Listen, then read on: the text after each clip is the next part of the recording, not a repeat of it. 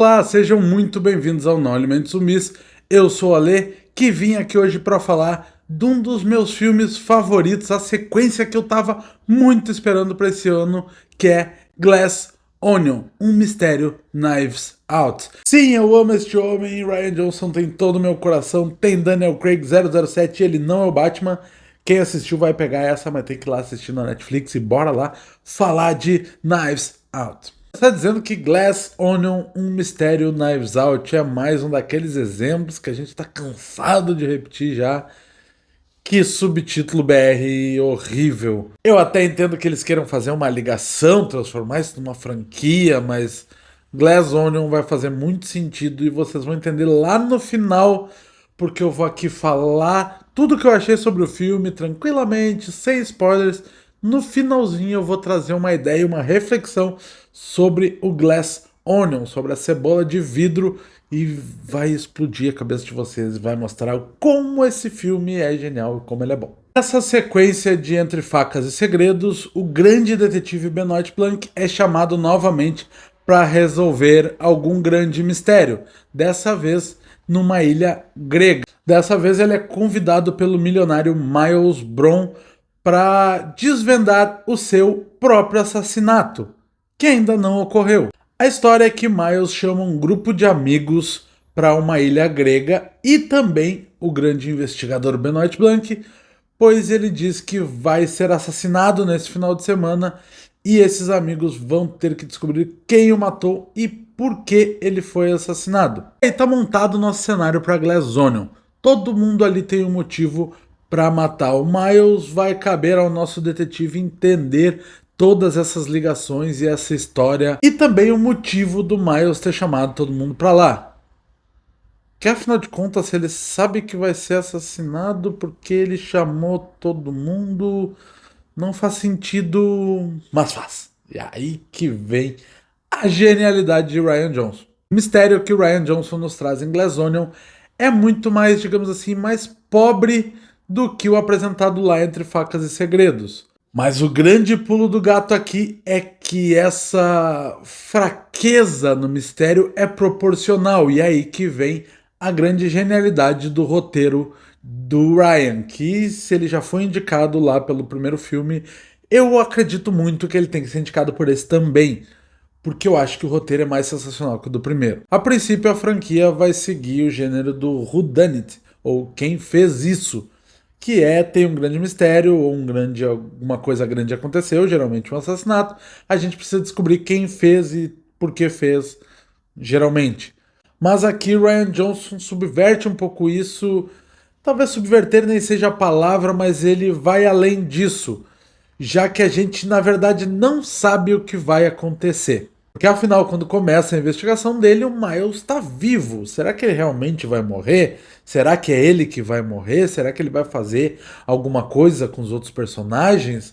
Tudo isso a gente vai descobrindo ao longo do filme e ele constrói essa história encaixando várias outras que vai modificando o filme conforme ele avança. Então o filme que a gente começou vendo lá no começo não é a mesma história que ele nos entrega no final. Então todo detalhe, tudo que ele vai contando vai sendo muito importante, não só para desvendar o mistério, mas para construir o mistério. Ele constrói o mistério conforme o filme vai avançando. Outra coisa que eu gosto que ele faz nessa sequência é como ele traz mais detalhes sobre a personalidade e sobre a vida do Benoit Blanc, já que ele é a única ligação entre os dois primeiros filmes. Quando a gente vê ali pela primeira vez, ele está em plena pandemia, então ele está isolado em casa e a gente entende a necessidade que ele tem de estar envolto em algum mistério. Ele está numa ligação de Zoom e os amigos estão tentando entreter ele de alguma coisa, acho que para ele não cair numa depressão pior, então estão mandando charada, palavra cruzada e até Among Us eles estavam jogando. E ele é péssimo em Among Us, o maior detetive do mundo não consegue descobrir nada. Além disso, mais pra frente no filme, a gente vai tendo mais alguns detalhes sobre a vida, sobre o relacionamento dele, quem é que tá na casa dele, é uma participação especial no filme, traz muito sentido pro personagem e é uma participação bem legal de assistir, eu não vou contar isso pra vocês. Bom, voltando à trama, a ideia principal é a ideia do Glass Onion mesmo, Tentem imaginar uma cebola onde tem todas as camadas, você não enxerga o que está no meio, você não enxerga o segredo. Quando essa cebola é de vidro, você pode a todo momento ver o que está lá na frente. Aí o vidro pode distorcer a sua visão. Então é mais ou menos isso que o Rian Johnson faz na direção desse filme. E no roteiro também.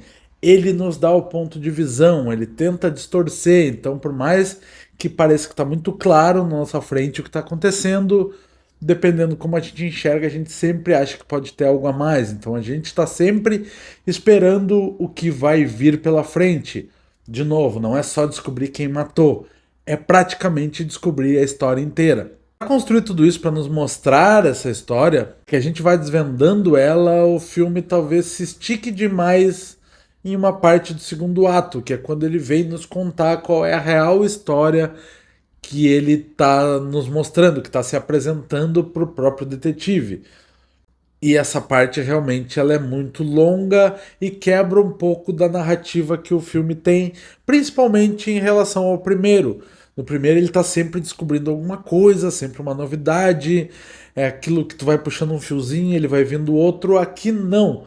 Aqui ele precisa nos contar. Eu realmente acho, eu não consigo imaginar como que ele faria isso de outra forma. Ele precisa nos contar tudo que a gente não estava vendo, porque realmente o filme não mostra.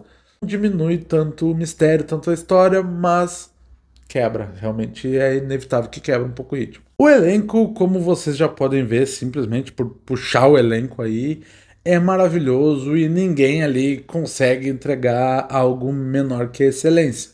A gente vem para os três grandes destaques, obviamente, fora o Daniel Craig, que é a Janelle Monáe, ela que teve essa grande ideia junto com o personagem principal que tornou ele milionário, porque a ideia do filme é que eles tiveram uma grande ideia juntos, só que, digamos, quando ele foi dar um segundo grande passo, era um passo muito arriscado, ela não quis e ele acabou dando um jeito de tirar fora ela da sociedade. E a personagem dela tem uma dualidade que a Janelle Monáe interpreta muito bem e tu realmente consegue ver essa diferença, ela é maravilhosa. Edward Norton faz o Miles Brown e ele consegue trazer a comédia, ele consegue trazer o drama.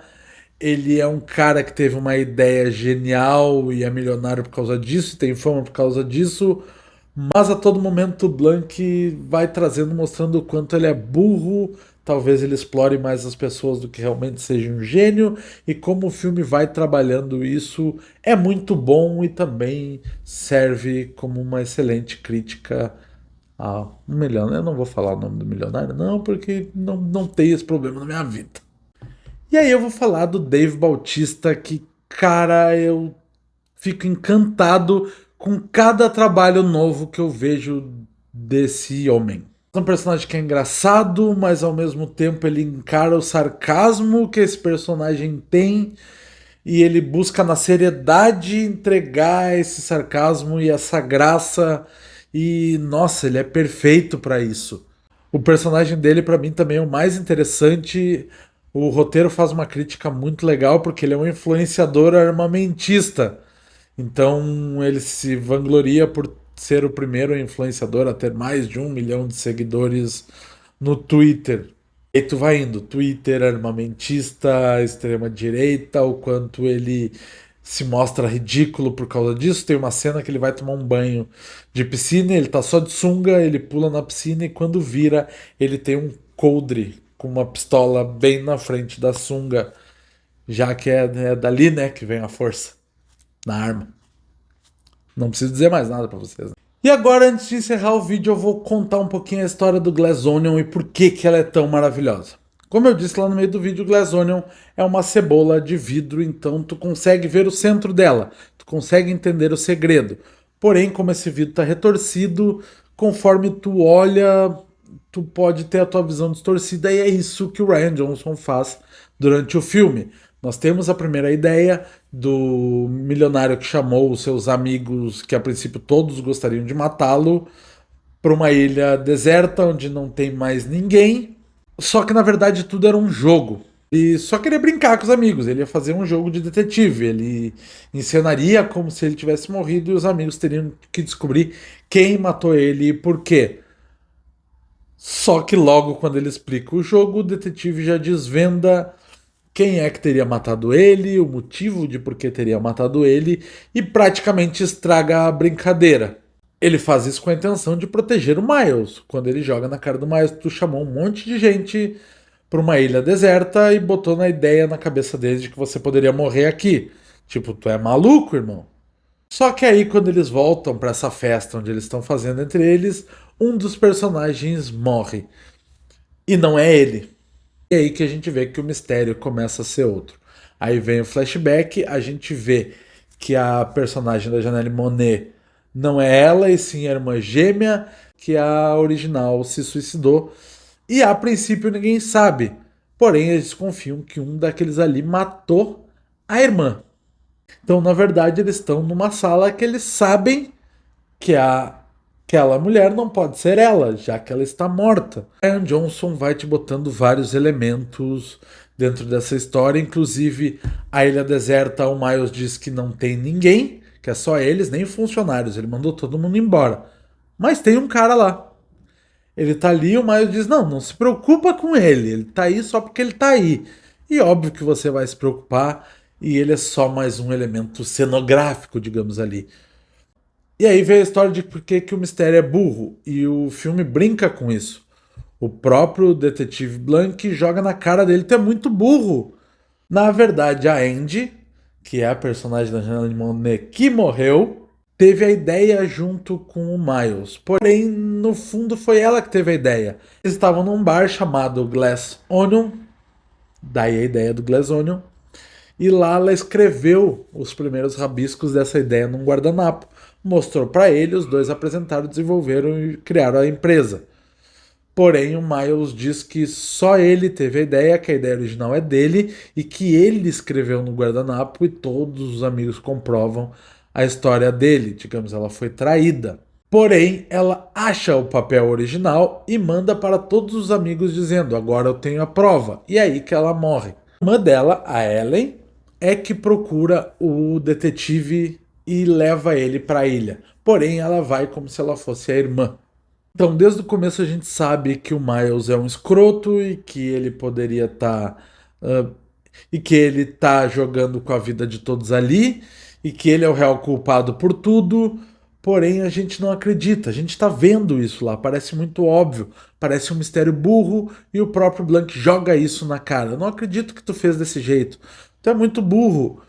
E é como se a gente fosse o próprio detetive, mostrando que, claro que esse plano não ia dar certo, que seria fácil de descobrir. Ele é muito simples. Mas é toda outra história, outra construção que tem por trás, que o filme vai se transformando, é que realmente é a verdadeira história. Então a verdadeira história estava ali, mas sempre distorcida pela forma que o Ryan Johnson ia nos apresentando essa história. É por isso que Glass Onion é um nome muito legal para esse filme. Por fim, vale dizer, vamos aí fazer aquela comparação que todo mundo gosta, que filme é melhor, o primeiro ou o segundo.